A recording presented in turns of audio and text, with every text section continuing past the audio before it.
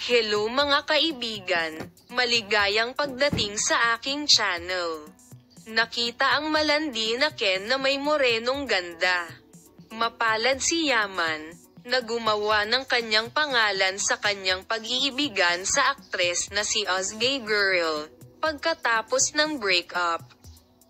Ang matagumpay na aktor na si Ken Yaman ay naaninag sa mga kamera na may morenong kagandahan noong sanggol pa siya. Maaari bang magmungkahi si Yaman kay Osgay Girlie sa Bosphorus noong Disyembre taong 2021? Sinabi kong oo. Ang magandang aktres, na hindi nagpapabeya na ibahagi ang kanyang kaligayahan sa kanyang mga taga-subaybay, ay ipinost ito sa social media na may nakasulat na, "I said yes to the goal."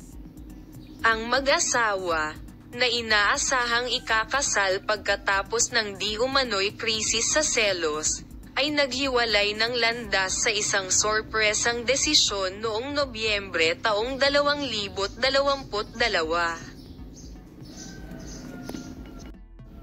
Nakasaad na sinira ng aktres ang engagement dahil sa selos ng boyfriend.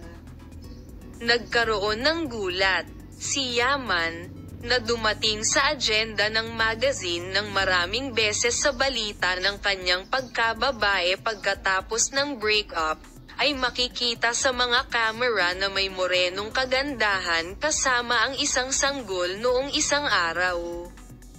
Maaari bang umalis si Yaman at ang morenong beauty, na nagsikap na hindi makita ng mga miyembro ng press nang mapansin sila, pagkatapos na manatili sa lugar ng halos isang oras?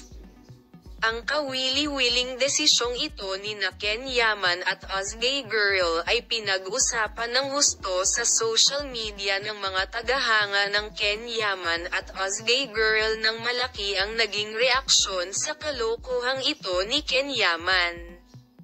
Salamat sa lahat sa panunood ng aking video polem. Makita ka sa mga bagong video.